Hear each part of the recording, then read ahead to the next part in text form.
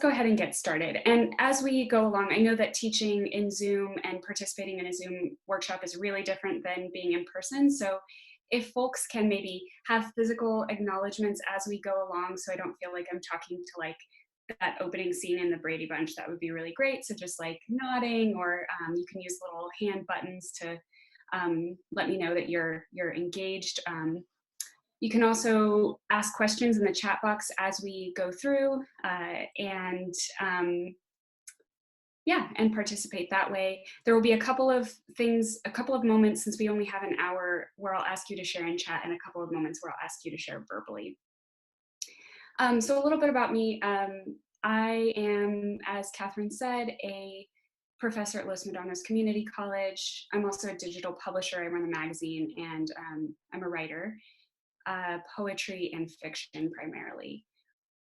I also was a fellow, Bay Area Writing Project Summer Institute fellow last year, and I see some folks in the room who were also fellows with me. Hi, Jody. And I teach primarily everything in the English department because I'm an adjunct, so whatever they need me to teach. But my specialty is really media studies and critical thinking. So new literacy studies primarily. Things for you to think about, since I wish we could all introduce ourselves, but we're a large group. Thinking today as we go forward about the types of students you teach, the context of where you teach, what your background is like, and what brought you to teaching, since we're really tapping into some emotional landscapes here today. And maybe also your Dead Poets Society moment, which is what I call the moment that kind of inspired you to be a teacher. For me, it was watching Dead Poets Society and having the kids jump on their desks and be really excited about poetry.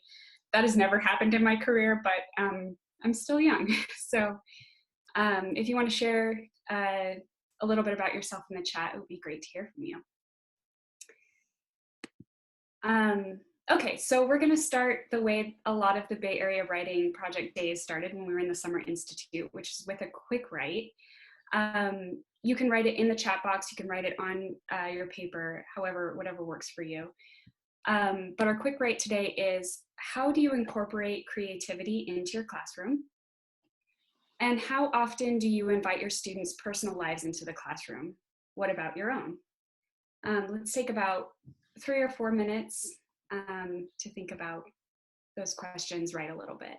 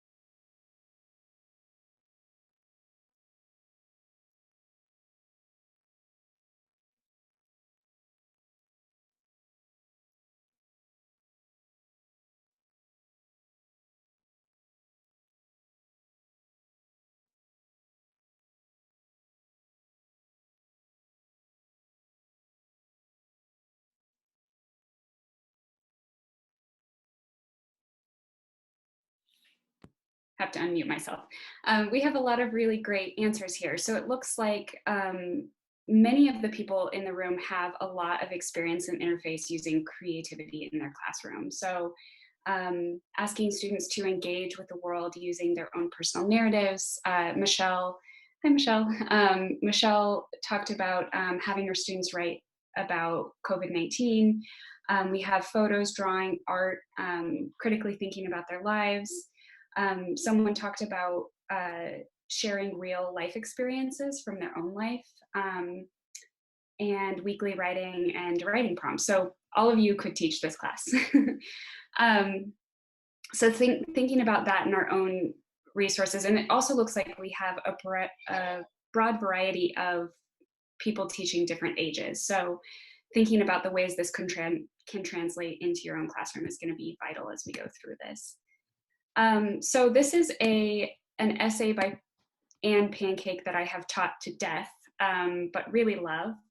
And Anne Pancake, for those of you who aren't familiar with her work, is a creative nonfiction writer who has written extensively about her native West Virginia, and specifically mountaintop removal in West Virginia. So these two quotes, I think, are sort of touchstones for what we're going to be talking about today. So the first quote is, "What good," I asked myself, "was imaginative artistic work in the face of real world crises as urgent and overwhelming as the ones we've faced in the last several decades? What was the use of even trying?" And I believe literature is one of the most powerful antidotes we have to psychic numbing. It's not easy to actually feel with our hearts, with our guts, overwhelming abstract problems that don't directly affect us, especially now, with so many catastrophes unfolding around us. And it's tough to sustain compassion for the nameless souls struggling with those catastrophes. But we do have great capacity to empathize with the personal stories of individuals. This is taken directly from an essay that Pancake wrote, which is the name of this seminar today, this workshop, called Creative Responses to the World Unraveling. I have included a link to it at the end of the slideshow, and I encourage people to read the whole thing. It's really engaging, really fascinating. But this idea of psychic numbing and the idea of literature, or in this case, I'm going to be using literature and personal narrative sort of interchangeably, is really what we're going to be focusing on. So really, what she's talking about here is the idea of the difference between journalism or academic writing, what we've been told are sort of the standards of writing in academia, is different from personal narrative, right? Here I'm defining personal narrative as creative, centering the I in writing, talking about a personal experience, or talking about the world through a personal experience, rather than journalism, which is sort of just the facts, ma'am, sort of writing. And we're also talking about journalism and academic writing sort of interchangeably here as well. But basically, the difference therein, she posits, is that art has the capacity to contain politics, right? Art can be bigger than politics, but politics can't always be bigger than art, right? It doesn't always have the same capacity to contain art. This also goes in line with another sort of core totem of my pedagogy and teaching writing, which is that this quote from Jeanette Winterson in Why Be Happy When You Can Be Normal, where she says, "Literature is a finding place, it's not a hiding place." And I think that we have a lot to learn from writers and artists, especially in times of crisis, because they're sort of uniquely positioned to utilize these ways of thinking about and engaging with the world through personal narrative, in large part because they're taught, especially if they're from marginalized communities, that there's an intersection therein, right? And if one is too political or too one way or the other, then they don't make a living. I mean, I'm a poet, like you don't make a living writing poetry anyway, but certainly in prose, which can be a little bit more financially solvent. So what does that mean for us as educators? I think that academia is kind of guilty at times of decentralizing the personal experience. And certainly when I have taught various forms of English composition, like English 100, freshman English. We are taught, and even when I was in high school, and I'm sure that there are folks here who can relate to this, we sort of had it drilled into us that we weren't allowed to write from our own personal experience, that it's not academic, that it's not professional, right? So it kind of decentralizes the I, and the I becomes something that is sort of messy and uncontained and not professional. I certainly think that understanding the difference and when to use one and when to use the other is part of code switching, and it's part of how we understand the professional world under capitalism. But I also think that in times of global crisis or in times of the pandemic, we're not operating under a model that is business as usual. I mean, right now, right, most of you are in your homes. I am in your home. I ordinarily wouldn't be in your home. You're in mine. You get to see my shoe collection. That's very personal. There's a sort of blurring of boundaries and space. So we have to think about context. And educators, fortunately, especially in the humanities, are great about thinking about context. Does anybody feel like sharing what they wrote in their free write and maybe didn't share in the chat?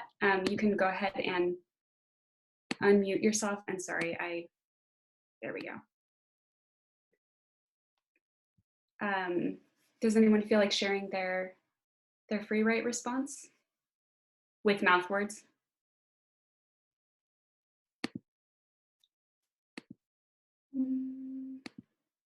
Okay, that's fine. We are still kind of warming up here, but all right. So I guess to that end, how do we incorporate these lessons that we're talking about, that artists and writers have been teaching us for decades about the radical nature of human experience and empathy into the classroom, which is bound up by standards? And I think the response is that we teach to the students in front of us, right? So what Pancake talks about in her essay is that the sort of difference between personal narrative and literature versus academic writing and journalism is that when you are allowed entrance into the human experience, you A, don't suffer from the same psychic numbing, right? And B, you have an incredible capacity for empathy. And empathy is a great motivator. It's something that allows us to engage with the world around us, and it keeps us connected, right? Same with teaching to the students in front of us versus to a set of standards, right? We have to be able to balance both. We have to be able to get our students through freshman composition or, English 10, but we also have to take into consideration that they are, that every classroom is different, right? Right, so our classrooms, as I said before, are changing into more personal spaces with the onset of a world and global crisis. And we might be talking in this moment about this particular moment while we're all shelter in place and we're teaching over Zoom and we're connecting over Zoom. But I think even when we are not sheltered in place anymore, the way that we communicate and the way that we teach our students is going to change because of this experience. And I also think that, we're not going to abandon Zoom when this is all over. We're going to be using Zoom for a lot more things, or some kind of video conferencing. So thinking about these ways of teaching and engaging now is extremely important. All right, so I've talked at you for a little while now. Does anyone have any questions? And does what I'm saying or what I'm framing in terms of Pancake's work, does that make sense? You can write your questions in the chat box, or you can unmute yourself and ask the question verbally.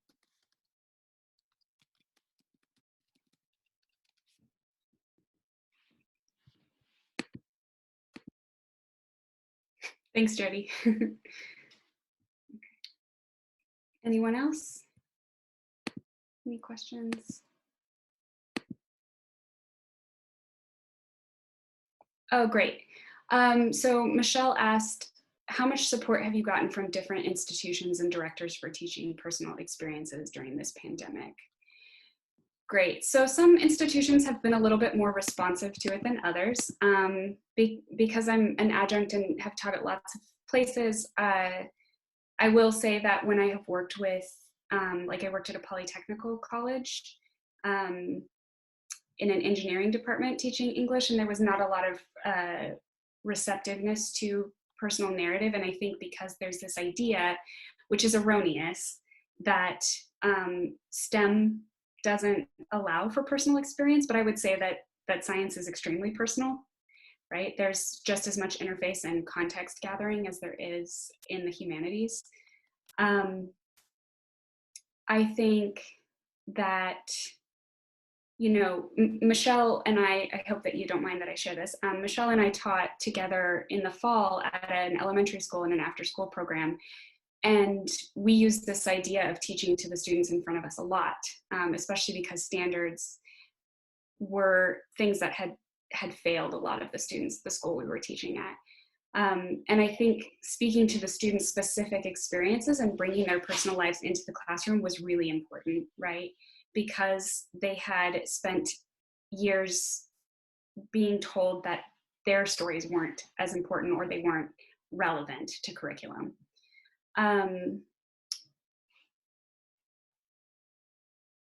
So practical applications for these cool ideas.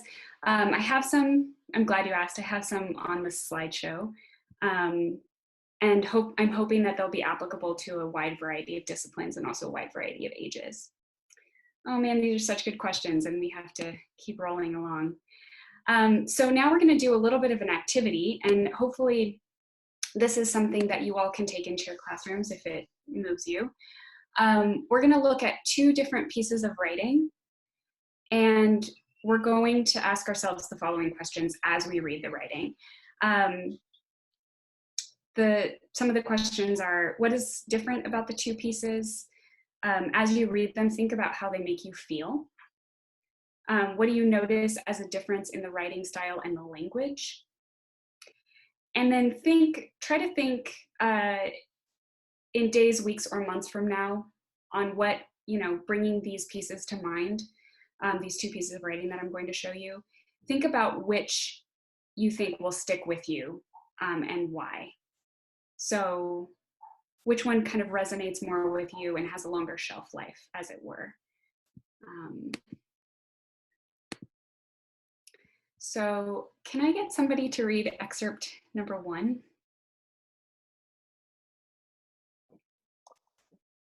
At least 525 people have died of coronavirus in the past 24 hours, bringing the total number to 22,170 in Italy on Thursday, according to the Italian Civil Protection Agency.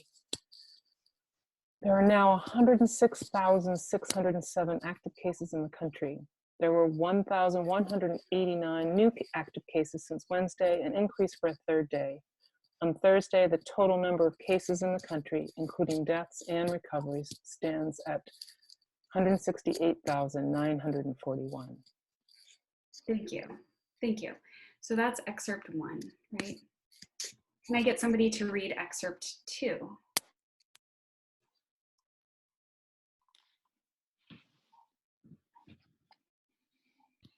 Everything tasted like soap. Plump red tomatoes could only be distinguished from grainy pasta or the capers they were mixed with because each had a distinct shape, size, and texture. From family favorites like jambalaya overflowing with colorful vegetables and spices to my spouse's crunchy, fresh-baked chocolate chip cookies, none of the options presented to me were satisfying. Each of them offered the same sour chemical flavor. I could no longer enjoy the food I tried to eat, but that seemed like the least of my worries. I was being treated for COVID-19. Thank you so much. So using mouth words, what do people notice as the difference between these two excerpts? Just first impressions, language, images, what do you notice? I'd say the second one is much more visceral. Visceral. Okay. And what makes it visceral to you? I can imagine myself eating the vegetables and the food that's being described in this paragraph, and so it's much easier as a reader to put myself kind of in the shoes of the writer. Yeah. Whereas the first one's much more objective and it sounds much more like a reporter just stating facts. Yeah. Yeah, great. So you can feel yourself you can sort of project your own experience into that. Yeah. And Jody, I think you're muted, Jody. Better? Yeah. Okay. I feel like in the first one, I got a big picture overview, like I was looking down at the big scene. And in the second one, I'm looking at an individual's experience and it touched my heart. The other one made me feel, but distanced me at the same time. And it made me feel helpless and hopeless. And the second one made me want to cry. Yeah. Yeah, I love that framing of one as sort of an aerial view, and another as kind of point of view, right? And like the difference in terms of your ability to be able to connect. And then it looks like Miriam wrote, the first piece contained numbers, big numbers, and people were somewhere under the numbers.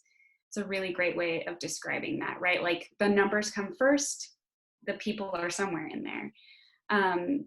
Jen wrote that the second one seems like it's focused on the human experience versus the physical illness or the diagnosis, right? Yeah, absolutely. Those are all really, really great observations. So I think it's probably pretty obvious which one of these is the journalism article, right? Yes, and which one is the personal narrative, right? So the first one is the journalism article. It was pulled today or yesterday from The Guardian. And the second was actually, I run a publication and this is one of the essays off of the publication.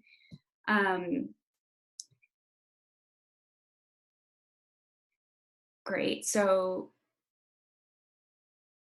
let's see what else people have said. Second piece also has this implied connection to family, leading the reader to imagine impact on those closest to the person, right? So there's also the human experience or the common thread that connects us all, especially in a time of social isolation, allows us to continue to be in community with one another in really poignant ways, right? Like we all have a sense of our own safety and our own health. We also may be sheltered with our family or very far from our family. We may have good relationships with our family or not so good relationships with our family. And this allows the human experience to be at the forefront rather than a lot of statistics. Oh yeah, so Marissa wrote, hi Marissa, the first piece makes us think about bodies in the abstract and the second one brings us into a body. That's such a great way of framing that. The first was overwhelming in the sense that numbers chronicling the devastation were astronomical. It's hard for us to hold on to lots of statistics and numbers. And the idea that that Pancake posits in this essay is that personal narrative has a longer shelf life. We can remember it. If you think back on these excerpts, even a couple of weeks from now, it's probably likely that you're going to remember the second one over the first one. One, because we live in the information age, and so we're constantly getting access to data and stats, and the numbers are changing all the time. But two, there's one that appeals to our sense of being human. And Catherine said, I've seen journalism with personal narrative integrated and you find it really powerful.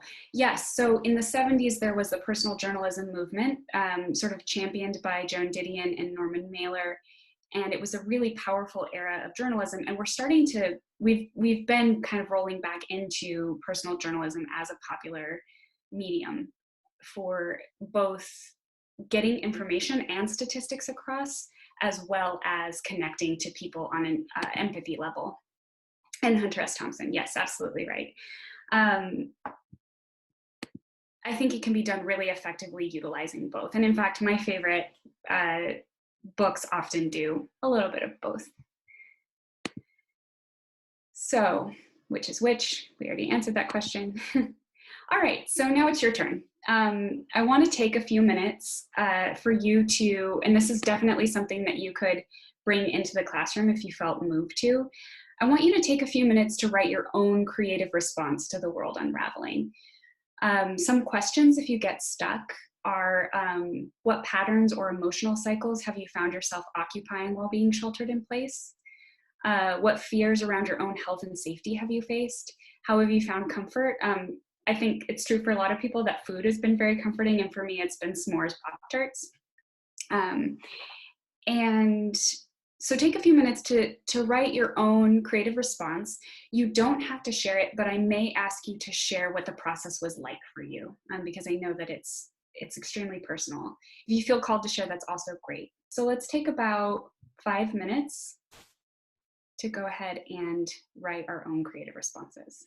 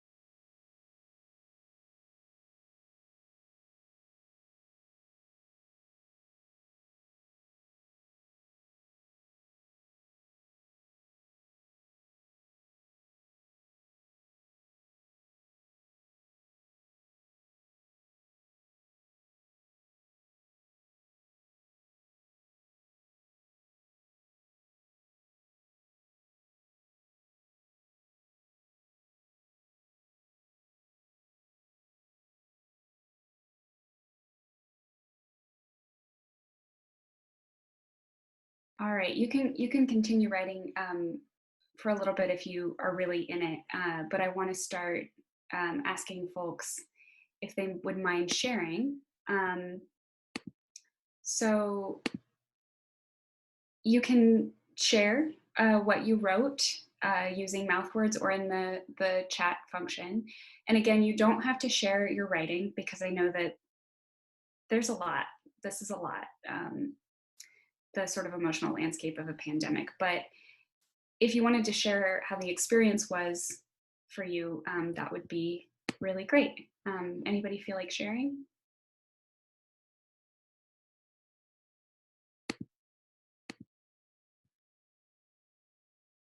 And you don't have to raise your hand or anything because I can't see all of you at once.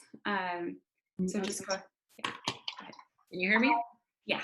Okay, I won't share my writing, but I could. I've been thinking a lot about how I've stopped watching television and news and been in the classical radio station because classical music is in my background very deeply. And so I heard a piano concerto the other day that I hadn't heard in a long time. I go, oh, what is that? What is that? And it just, this wash of emotion came over me and reverence. And all of a sudden, I just felt transported and sort of cleansed. And I go, what is that? What is that? So I did my Shazam, to remind myself what it was. And then I immediately uploaded it into my Apple playlist. And it triggered something in my childhood that was a very safe place in a time and place. And I had to think hard, like, why this piece, which isn't a common piece. It isn't a piece that I play. I don't even think I own the piece, but it was so profoundly familiar. And so I wrote about that because it was so comforting and beautiful. So. Thank you so much for sharing. Also, Rebecca, it's great to see you. Yeah, you too, July. I think that you brought up some really great points, right? Like we do have to sort of monitor the amount of news and media that we take in during this time. I think hearkening back to what Pancake says about psychic numbing, right? In order to keep ourselves, and especially when you do a lot of emotional connection and emotional labor in teaching, to keep yourself receptive and porous to your students, you also have a responsibility to keep yourself receptive and porous. And you can't do that if you're constantly being overloaded by this psychic numbing. In addition, Rebecca brought up this great thing about a connection to childhood. I feel very certain that my Pop-Tart obsession at this moment is coming from a kind of childhood regression. And I know that in a lot of my friend groups, people have been talking about finding comfort in watching cartoons and playing board games that they haven't played since they were kids and eating things that they ate when they were children. So I do think that there is a connection there, right? Does anyone else feel like sharing? Yeah, this is Jody. What it made me realize is I've been doing a lot of personal writing with my 8th graders for sure, but I haven't been doing any personal writing of my own.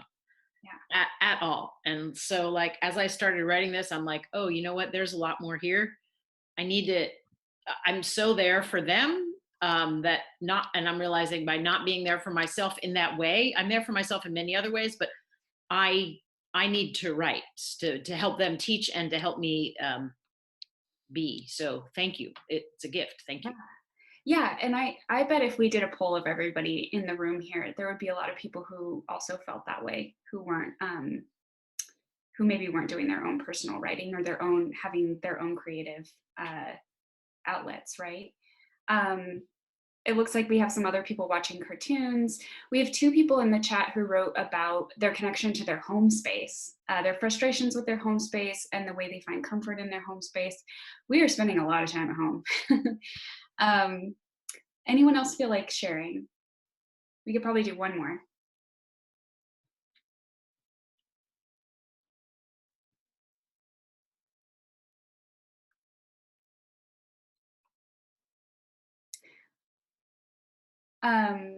So I guess I'll go on to the next question in this slide, which is what felt powerful or challenging about the exercise, and how could you see it working or not working in your own classroom?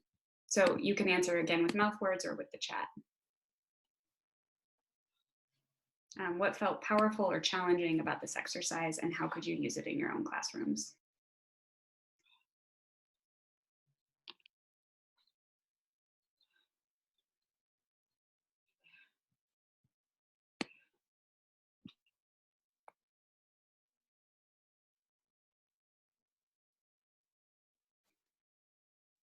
Powerful to slow down and reflect on my own feelings.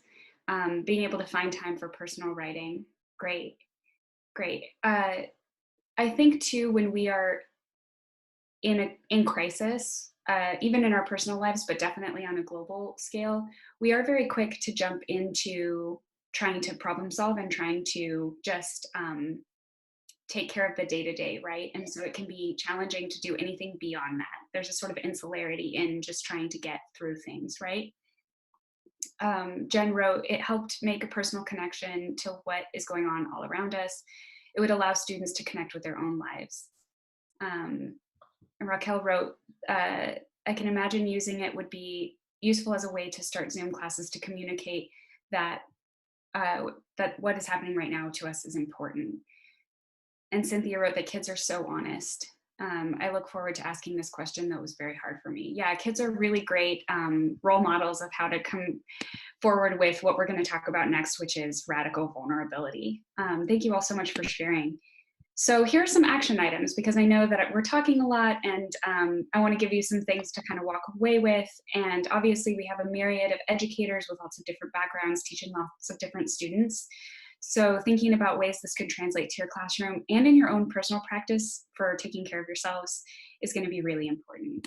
So some action items. You can't ask students to be vulnerable and center their narratives if you aren't also offering your own, right? So kind of talking a little bit about what Jody says of how does doing your own care work and your own creative work help your students, right? Figuring out ways to also share your personal narratives or ideas with your students in ways that are curatorial and allow for radical vulnerability and connection between yourself and your students is really valuable. Incorporating free writes as a practice, regardless of your discipline. So at the Bay Area Writing Project, the Summer Institute, we had people of all different disciplines, and it was really cool to see the ways that free writes could help math teachers, and it could help science teachers and history teachers, not just people teaching writing. So you can also have your students spend the first couple minutes of class doing a free write that's just a check-in of like, how are you doing? And it could be something that they just share with you and it doesn't impact their grade. Or it could be something that, you know, if students felt comfortable and if you work to build that kind of rapport, you could share out. If you don't allow for first person narratives in your essays, again, nothing is business as usual. You might want to consider doing that. We've seen the way that being able to allow for space and to be able to allow critical thinking to shine through the lens of our personal experience is so important. And then thinking about offering activities that center student intersection, and this could be something that could be really good for elementary school teachers as well.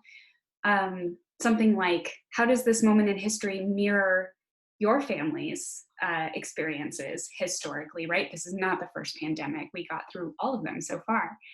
And let me check out the chat button.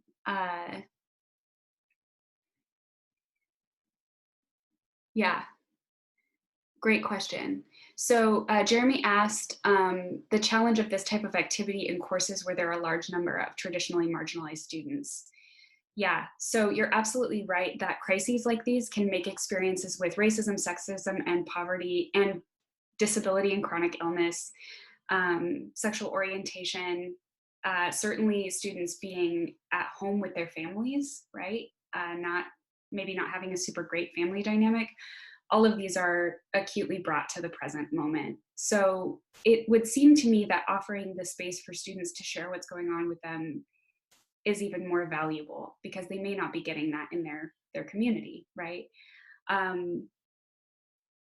We are definitely trying to figure out one of Catherine and I were talking about this last week, there are a lot of equity challenges with teaching online.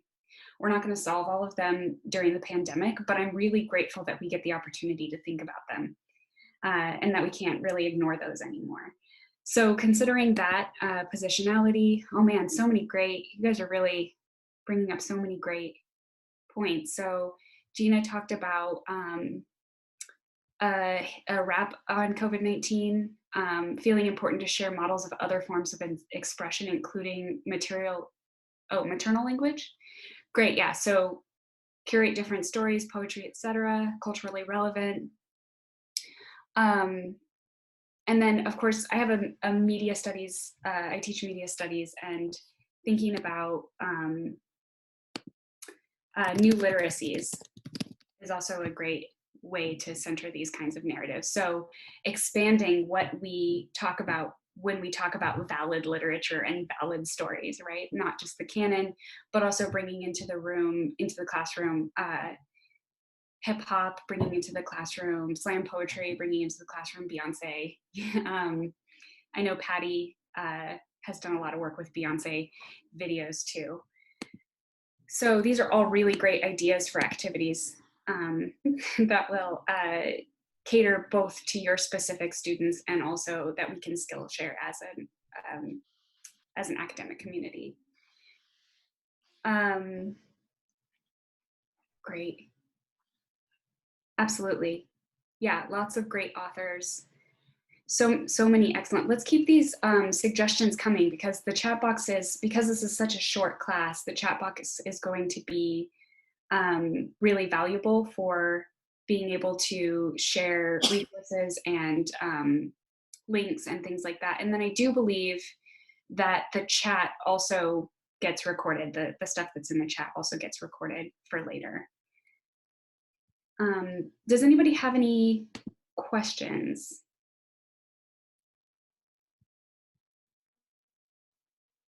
I have a question about the check-in, starting the class with the check-in.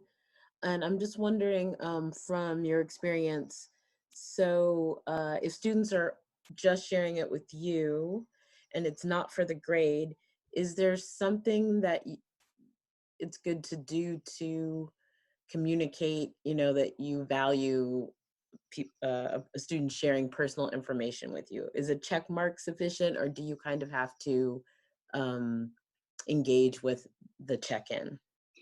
Yeah, this also completely depends on your capacity, right? I know some people are teaching hundreds of students. Some people are just teaching maybe 1 or 2 classes. So you want to make this practice sustainable for yourselves, right? Typically, I write a short note to my students and just let them know that I've heard what they said. And I often also keep a notebook that's on my computer, just running notes on my computer about my students, about information they've shared with me, something that nobody can access unless they have my password, right? That allows me to keep in mind what my students' personal needs might be, right? Additionally, before offering a share in class, like if we get to the point as a class where we are sharing vulnerable stories and information, before getting to that point, I always do a community guidelines document that we all create together about our rules and our norms, which is actually something I learned in BAWP. And students get the opportunity to talk about what is important for them in terms of creating a space that feels secure.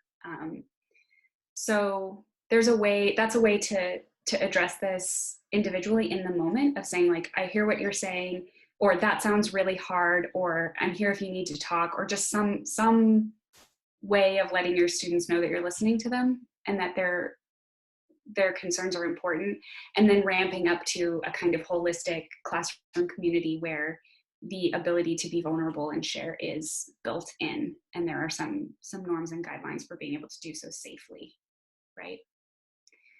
Great question. Any other questions?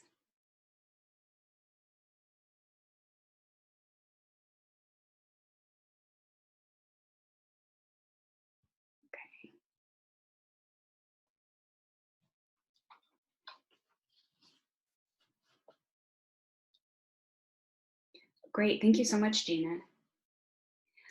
So excellent, so really, really great. Oh, it looks like Kamala wrote, I sometimes will ask if the student would like particular support or feedback on what they've shared. Great, so you can ask what kind of support would feel good for them, right? Maybe they just need somebody to hold space for them. Maybe they're looking for lists of resources, especially if you're dealing with students who have food scarcity or insecure housing, or are dealing with issues that are, as Jeremy said, exacerbated by COVID-19. Great, and Gina put a link there. Thank you so much. So let's debrief a little bit, because I also want to leave time. I know that Catherine has a short survey for everyone. But just here are some resources that I've put together for you. This is the essay, Anne Pancake's essay, Creative Responses to the World's Unraveling, the Artist in the 21st Century. It was written about 7 or 8 years ago, so it's not specific to the pandemic, but you would be amazed at how relevant the information is to talking about global crisis and interacting with our own sense of teaching and engaging with empathy in the classroom and writing. And it's available for free from the Georgia Review. And then in addition to that, if you're looking to scaffold in personal narratives into your classroom, this book, The Writer's Notebook, Craft Essays from Tin House, Volume 1 is really excellent, and it has a lot of activities. It's not super appropriate for all ages. I would definitely vet it before ordering it for your classroom, but there are some really, really helpful ways of getting students to think about like critical thinking through their own personal lens. In particular, there's an essay on landscape by Dorothy Allison that is pretty stellar. Volume 1 is better than volume 2. And sort of in short, use of bad words to allow, okay. Oh, this is such a great question and a little controversial. You mean in terms of like using profanity? Is that what you mean, Gina? Where are you, Gina? Yes, okay. Great question. So everyone can determine what is appropriate for their classrooms. I teach college. I tend to curse a lot in my classroom. I also do it with a lot of consent, right? Like I ask my students if that is something that feels safe, because some people find it to be really violent language, and I want to make sure that I'm being mindful. But I also use it as a teaching moment of like, when is it appropriate to use this kind of language? You certainly don't want to be using it in a job interview, right? But I also recognize that there is power in language and there is self-expression in language. And so being able to code switch is often, especially in an English classroom, I feel like is often something that I'm engaging with with my students, especially for the types of students that I teach, right? So I focus a lot on code switching, but I do personally allow profanity in my classroom, but I don't allow it in like presentations, but I would allow it in a personal narrative. Not everybody has to agree with that with me. Any other questions?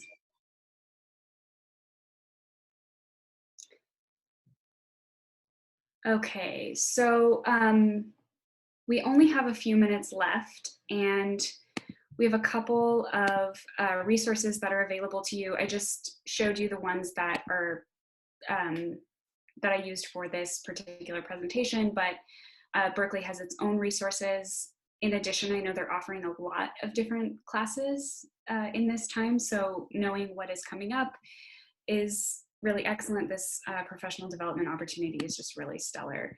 And it looks like, here's the link to that. And then I know Catherine has a survey, so I'm going to turn it over to Catherine, and I'm going to stop sharing my screen now.